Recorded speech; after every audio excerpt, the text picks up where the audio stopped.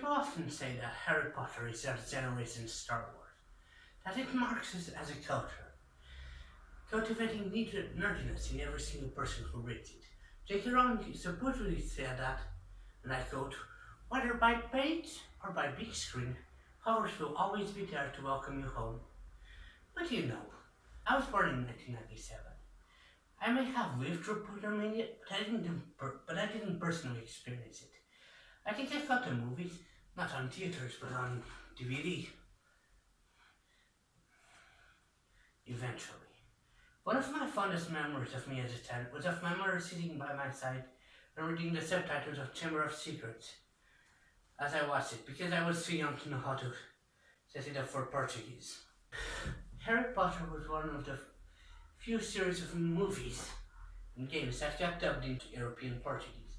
The movies were dubbed into the fourth one, the games were dubbed into the sixth one. So I always end up coming back to Hogwarts, but not, as one might expect, through the movies or even the books, though I read them a lot. So Harry Potter represents something my book reading skills from something like the famous five to a somewhat lengthier young adult novel way back in the second grade. I must have experienced Harry Potter as a youngling through the games. My collection of Harry Potter games would fluctuate with the times. I have, at one time or another, on that list a version of each movie's story, whether it be on Game Boy Color, Game Boy Advance, PC, Wii, PS2, Nintendo DS, or PSX. They were different, and I loved them all. I experienced Hogwarts through the interactively. Really though, the ones I probably have the fondest memories of are the PSX versions of the first two movies. They're upside down. And I bring them up in this week's introduction, not because they're bad, but because in many ways they follow the books and its mounted tales more closely than the movie ever does. But let's look back at the Philosopher's Stone or Sorcerer's Stone, the PS1 game. Let me look back and examine the experiences, how it introduced me to the wonderful world of Harry Potter. Though I call this a review, it is not really one. It is more of an introspective into my childhood memories.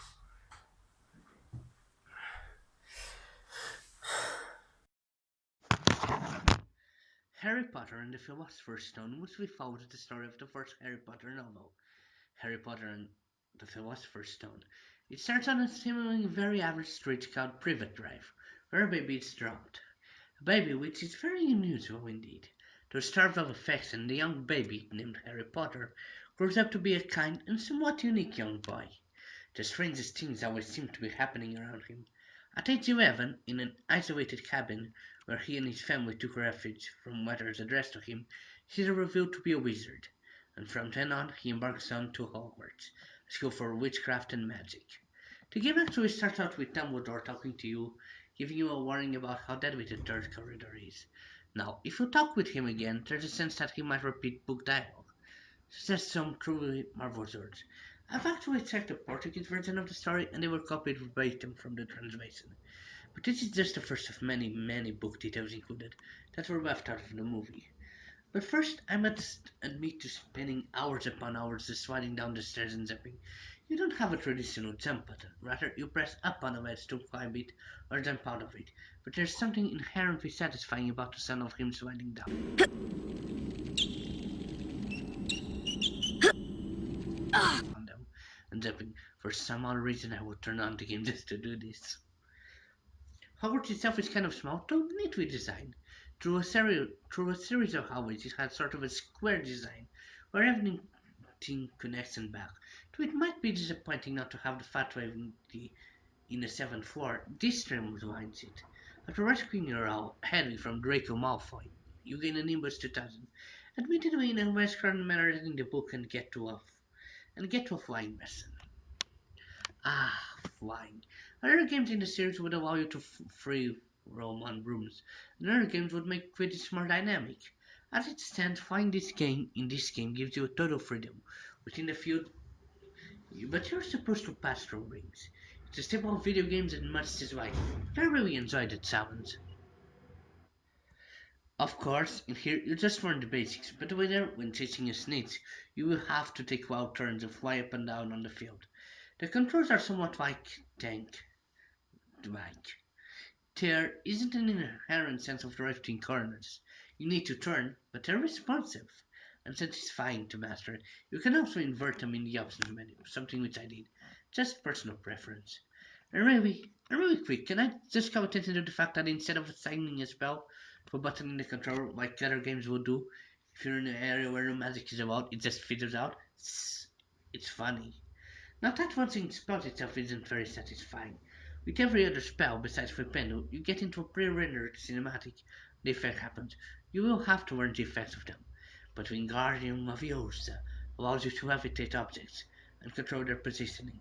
Incendio allows you to burn things. Vermidilius shows hidden platforms, and Aviforce brings statues to life, which is perhaps a little bit above a first year's ability. And Incendio, or the Bright Wolf Flames, were described as a Hermione special, but it does make progressing feel satisfying. You learn those spells in classes through the written minigame where you must press the buttons.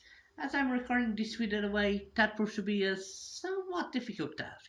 The toughest spell to use reliably is Incendio, which asks you to press the buttons into a sort of clock-like gear fashion, and you must press them and at them. But you use Flipendo for most of your journey. And how satisfying is it to use? The light increasing in intensity, casting shadows, the sound of it, it's as satisfying as Sonic Spin does. I like to hold it just for the sound, it makes me feel powerful.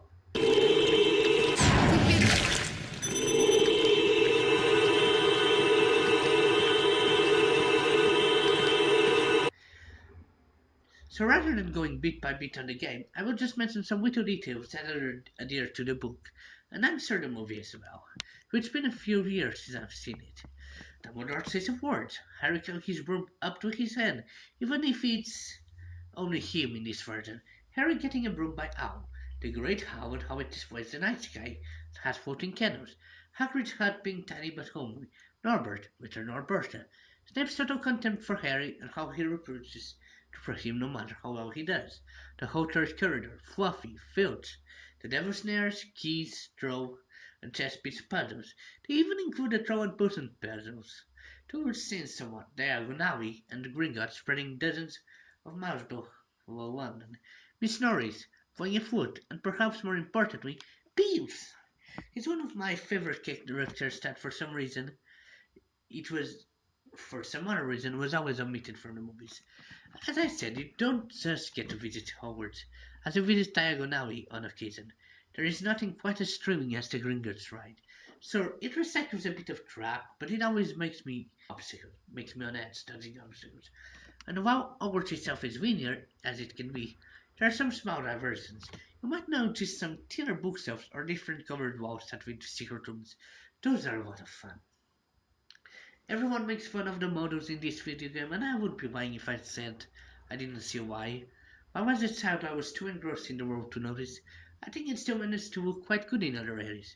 The lava looks good, and so does the white reflecting out of your flipendo. Overall, I think I've made my feelings towards this game clear.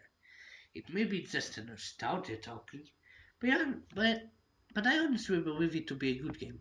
Argonaut would go on to develop the arguably superior sequel, Chamber of Secrets, but this is a game I always come back to. It's a recommendation. It manages to stick to the movies and book, and sometimes even looks fair eerie. The sound of a door closing behind you as the music starts is as scary as any Resident Evil door opening. If you have a PS1, I would recommend it. The PC version is somewhat similar, and many consider it superior. Either way, you can't go wrong. I have probably read the Harry Potter series over a dozen times. I can quote it, and I can remember obscure little details. Heck, I even wrote fanfic and made fan art about it. But none of that would have happened if this game didn't introduce me to the Harry Potter series. Or, as the game insists on calling the main character,